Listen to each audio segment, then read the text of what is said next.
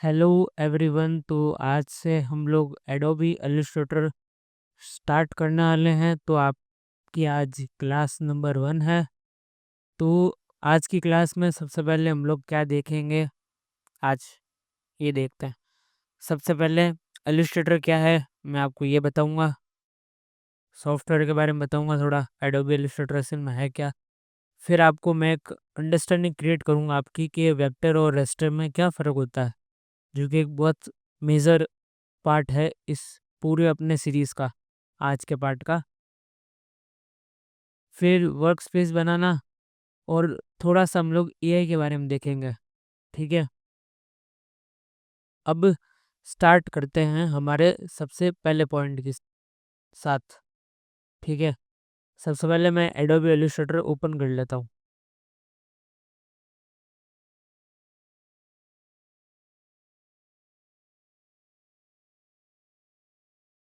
Open हो रहा है।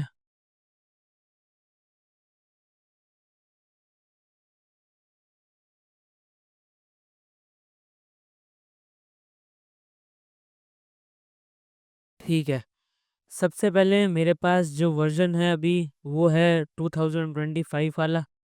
अगर आपके पास में कोई पुराना वर्ज़न भी है तो कोई बात नहीं, चलता है। बेसिक्स सब में सेम होते हैं, ठीक है? इतना ज़्यादा कुछ फ़र्क नहीं होता है। कुछ एकाध फीचर्स होते हैं वो चेंज होते हैं। बाकी CS6 से भी आप अगर इस कोर्स को कंटिन्यू करते हो तो आप बहुत कुछ सीख सकते हो, ठीक है? तो ये तो हो गई यहाँ तक की बात। अब आते हैं हम हमारे मेन टॉपिक पे, व्हाट इज़ एडोबी इलस्ट्रेटर, ठीक है? तो जितनी भी आप चीज़ें होती है, जो रॉ फॉर्म होती है, इमेज रियल एक पर्सन की इमेज को छोड़ के जितनी भी चीज़ें होती है, जैसे कार्टून्स हो गए, लोगो डिज़ाइनिंग हो गई, वेबसाइट डिज़ाइन हो गई, ठीक है? और अपन देखें तो टेक्स्ट के जो अलग-अलग डिफरेंट-डिफरेंट टाइपोग्राफी डिज़ाइन्स आते हैं। जैसे एक टेक्स्ट होता है उसको अलग ही स्टाइल से लिखा हुआ होता है, ठीक है? ये जो चीज़ें होती है ना, ये होती है एडोबी इलस्ट्रेटर के अंदर। सबसे मेन काम यही है एडोबी इलस्ट्रेटर का, ठीक है? अब देखते हैं हमारा सेकंड पॉइंट क्या है, वेक्टर और रास्टर के बीच का फ़र्क, ठीक है? जैसे ही मैंने मेरा एक ये लिया मैंने, ठीक है? अभी यहाँ पे मैं अगर जितना चाहूँ उतना ज़ूम करूँगा ना, ये पिक्सल नहीं दिखाता है अपने कभी भी, ठीक है? वेक्टर्स और रास्टर्स का सबसे जो कॉमन डिफरेंस यही है कि वेक्टर्स जो होता है ना, वो पिक्सल से नहीं बने हुए होते हैं, ठीक है? और वहीं अगर रास्टर्स होते हैं ना, वो पिक्सल से बने हुए होते हैं। पिक्सेल्स इन द सेंस, आप समझ रहे हो मेरी बात मैं क्या कहना चाहता हूँ, कि पूरी जो स्क्रीन होती है ना, अपन जो भी देखते हैं अपनी स्क्रीन पे, वो सब के सब छोटे-छोटे पिक्सल से बने हुए होते हैं, ठीक है? हालाँकि ये भी बने हुए तो पिक्सल से ही है, पर ये शो नहीं करते हैं पिक्सल, ठीक है? वो है ना शो करते हैं पूरे। और उसमें क्या होता है ना, हर पिक्सल का अपना अलग-अलग कलर होता है। इसमें ऐसा कुछ नहीं होता क्योंकि इसमें पिक्सल ही नहीं होता, ठीक है? तो इसमें जो अपन वो कलर एडजस्टमेंट्स होती है, ब्राइटनेस होती है, हाइलाइट्स वगैरह होता है, या कोई कलर वगैरह पिक करके उसको एडजस्ट करना होता है, तो बहुत ज़्यादा प्रीसाइज़ तरीके से है ना हैंडल कर लेता है, अगर वेक्टर होता है तो। बाकी रास्टर में भी हो तो जाता है, पर थोड़ी बहुत तो दिक्कत आती है, पर इसमें ज़्यादा आसानी से होता है, ठीक है? अब आते हैं वर्क स्पेस पे, ठीक है? तो अभी तक आपने ये जान लिया है कि वेक्टर और रास्टर में क्या फ़र्क होता है। सबसे बड़ा फैक्टर मैं आपको अभी यहाँ पे वापस बता सकता हूँ, ठीक है? जैसे कि ये है, इसको मैं ज़ूम कर रहा हूँ, पिक्सल शो नहीं हो रहा है, ठीक है? यहीं अगर मैं इसको एक्सपोर्ट करके बाहर ले जाता हूँ, ठीक है? जैसे कि कोई इमेज मैं अपने कंप्यूटर की आपको ओपन करके बताता हूँ। जस्ट सिंपली, जैसे कि उम, ये इमेज है, तो जैसे-जैसे मैं इसको ज़ूम कर रहा हूँ ना, ये देखो ये पिक्सल शो करे इसने, ठीक है? और जो क्वालिटी होती है वो पिक्सेल्स पे डिपेंड करती है, ठीक है, एक चीज़ की। और वहीं अगर ये है जैसे कि एक लोगो है, इसको ज़ूम कर रहा हूँ, पिक्सेल्स जो है इसमें इतने ज़्यादा नहीं दिख रहे हैं। मतलब ये जो है एक लोगो है, मतलब ये एक वेक्टर में है, ठीक है? वेक्टर है ये और ये है हमारा रास्टर। देखने से आपको डिफरेंस समझ में आ जाएगा वेक्टर में और रास्टर में क्या डिफरेंसेस है, ठीक है? अब बारी आती है अपने इंटरफ़ेस और वर्कस्पेस की, ठीक है? तो ये है अपने इलस्ट्रेटर का ओपनिंग इंटरफ़ेस। जैसे आपने इसको खोला, सबसे पहले आपके आगे आया है, अगर आपके कोई पुराना प्रोजेक्ट है जिस पे आप काम कर रहे थे अभी जस्ट पहले, जैसे कि अभी 1 महीने पहले मैं इस पे काम कर रहा था, इस पे काम कर रहा था, तो ये आगे आएगा, ठीक है? तो रिसेंट्स यहाँ पे आ जाते हैं। इसको आप अपने हिसाब से चाहो तो उल्टा या सीधा एडजस्ट भी कर सकते हो, ठीक है? यहाँ से 2 ऑप्शन होता है, आपको लिस्ट में व्यू करना है या फिर आपको इसमें स्क्वायर शेप के अंदर व्यू करना है, ठीक है? फिर यहाँ पे आपको कुछ प्रीसेट्स मिलते हैं। अगर आप यहाँ से पिक करना चाहो तो प्रीसेट आप यहाँ से पिक कर सकते हो कि मतलब जो आपको रेशियो ये प्रोवाइड करेगा कि जिसमें आप काम करोगे, ठीक है? जो आपका वर्क स्पेस होगा उसका प्रीसेट ये पहले से, वर्क स्पेस के बारे में आपको बाद में समझाऊँगा। वर्क स्पेस जो है ना इलस्ट्रेटर का वो थोड़ा-सा डिफरेंट है, ठीक है? जैसा हमको लगता है ना कि वर्क स्पेस का मतलब होगा जहाँ पे काम करते हैं, थोड़ा-सा इसमें डिफरेंट है तो वही पर ज़्यादा कुछ फ़र्क नहीं है, ठीक है? यहाँ पे अगर आप एक्सेस करके अगर आपकी कोई पुरानी फ़ाइल हो जो आपने कहीं और सेव करी है फ़ोल्डर में, आप वो ओपन कर सकते हो या फिर आप न्यू फ़ाइल क्रिएट कर सकते हो। न्यू फ़ाइल क्रिएट करने के लिए आप कंट्रोल एन का भी यूज़ कर सकते हो, जो कि मैं कंट्रोल एन का यूज़ कर लेता हूँ, ठीक है? अब यहाँ पे एक डायलॉग बॉक्स अपीयर हो गया है, ठीक है? अब इसके बारे में थोड़ा-सा अपन बात करते हैं कि ये क्या है, ठीक है? सबसे पहले तो आपको यहाँ पे रिसेंट मिल जाएँगे, रिसेंट जैसे कि मैंने ये यूज़ किया था, ये यूज़ किया था, ये यूज़ किया था, ठीक है? अगर रिसेंट में आपको सैटिस्फाई हो जाते हो आप कि भई रिसेंट वाला ही काम है, जो रिसेंट मैंने किया था उसी मेरे को रेशियो में काम करना है, तो आप यहाँ से सेलेक्ट कर सकते हो, ठीक है? कुछ आपके सेव करे हुए हो सकते हैं बाहर से, ठीक है? मोबाइल मोबाइल के ऊपर अगर आप काम कर रहे हो, कोई आप ऐप बना रहे हो, ठीक है? तो आप इसका इधर यूज़ कर सकते हो। जैसे कि मान लो अगर फ़ोन के लिए आपने कोई ऐप बनाया, ठीक है? तो फ़ोन का इंटरफ़ेस अलग बना सकते हो आप और आप उसी के लिए पैड का इंटरफ़ेस अलग से बना सकते हो। अपना-अपना सबका अलग-अलग होता है। इसमें ज़्यादातर तो एप्पल और सरफ़ेस प्रो के बारे में दिया हुआ है, ठीक है? वेब मतलब आप जैसे कि किसी के वेबसाइट पे काम कर रहे हो या वगैरह-वगैरह जो भी है, यहाँ पे अलग-अलग आपके हिसाब से ऑप्शंस आएँगे, आप देख सकते हैं, ठीक है? आर्ट एंड इलस्ट्रेशन या फ़िल्म फ़िल्म का क्या है ना, जैसे कि अगर आप कोई एनिमेशन के लिए वेक्टर बना रहे हो, ठीक है? या कार्टून कैरेक्टर बना रहे हो, वो आगे जाके वीडियो वगैरह के लिए यूज़ होएगा, तो उसको वो इस हिसाब से एक्सपोर्ट करेगा। मैं वेब प्रेफ़र करता हूँ क्योंकि ये सही रहता है, ठीक है? अब यहाँ पे आप सबसे पहले अपनी जो फ़ाइल है उसका नाम क्रिएट कर सकते हो, ठीक है? अलग नाम रख सकते हो जैसे कि मैं क्लास 1 रख लेता हूँ, ठीक है? फिर आता है यहाँ पे पिक्सेल्स, ठीक है? अब आपको किस में चाहिए? पिक्सेल्स में चाहिए, पॉइंट्स में चाहिए, इंचेस में चाहिए, फीट में चाहिए? ये अगर आप इसका 3D प्रिंट आउट निकलवाते हो तो उसके लिए होता है, बाकी तो पिक्सेल्स के लिए ही सही रहता है, ठीक है? फिर आप यहाँ से लेंथ एंड विड्थ जो है वो आप सेलेक्ट कर सकते हो।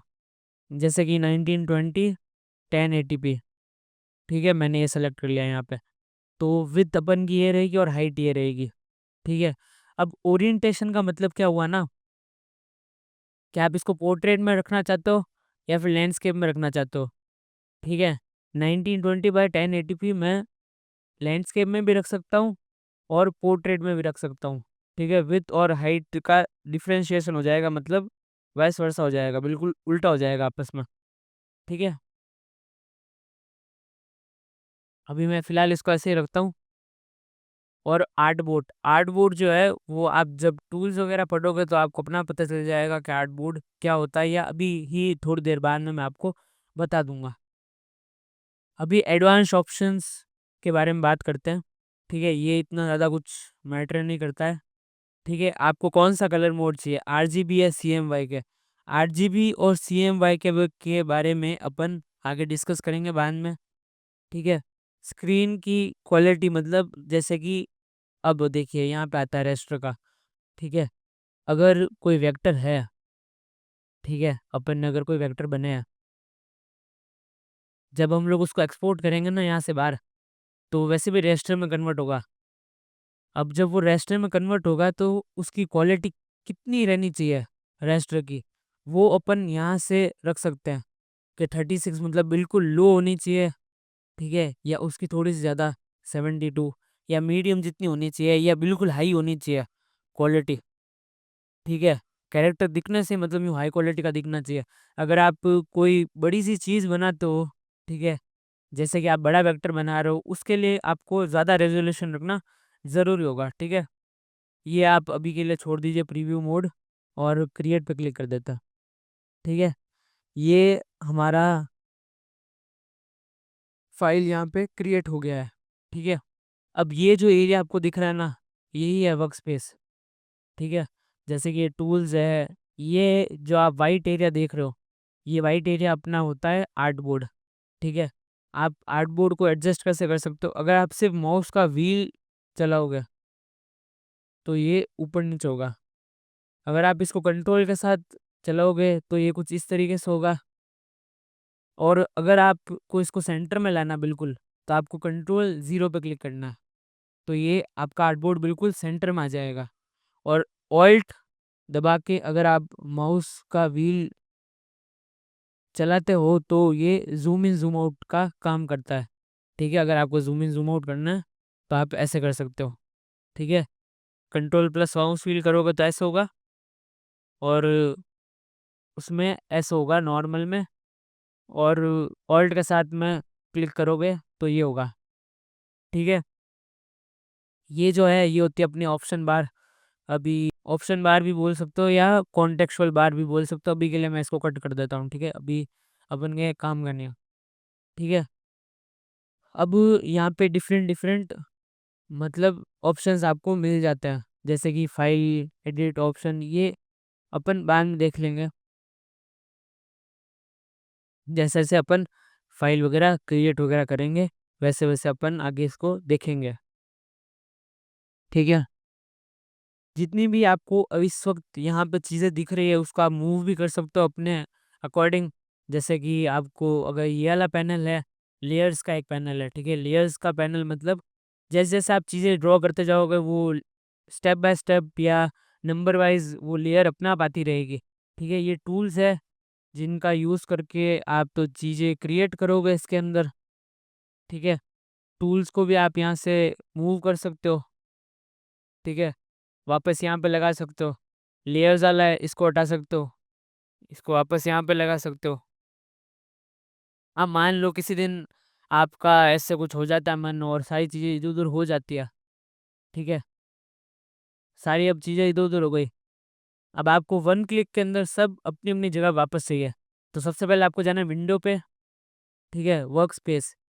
वर्क स्पेस मतलब आपका जो भी सामान है वो किस अकॉर्डिंग अरेंज रहेगा, अलग अलग काम के हिसाब से अलग अलग ऑटोमेशन है, असेंशियल्स है, गेटिंग स्टार्टेड है, लेआउट है, पेंटिंग है, प्रिंटिंग है, ट्रेसिंग है, टाइपोग्राफी है, या वेब है।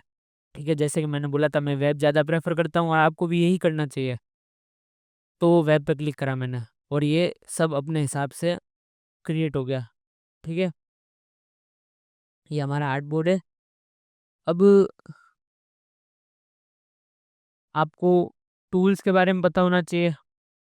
ठीक है, जो कि अपन नेक्स्ट सेक्शन में लेंगे। ठीक है, लेयर्स के बारे में पता होना चाहिए और थोड़ा सा आर्ट बोर्ड के बारे में पता होना चाहिए, और ये ऊपर वाले कुछ ऑप्शंस जो बेसिक होता है। अब सबसे पहले आपको ये बात ध्यान में रखनी है कि इसकी जो फाइल होती है, आप जो फाइल सेव करने वाले हो वो डॉट एआई से सेव होगी। डॉट एआई, जैसा कि इसका लोगो है एआई का। ठीक है, और हम लोग आगे एआई भी सीखेंगे इसके अंदर, ठीक है। मेरा थोड़ा टंग वगैरह कभी-कभी स्लिप हो जाता है, तो उसके लिए आई एम सॉरी। अब आपको ये बात ध्यान रखनी है कि जितने भी टूल्स वगैरह होते हैं, जैसे कि मैंने आपको बताया कि कंट्रोल ज़ीरो से आपका आर्टबोर्ड जो है वो बिल्कुल सेंटर में आ जाएगा, ठीक है।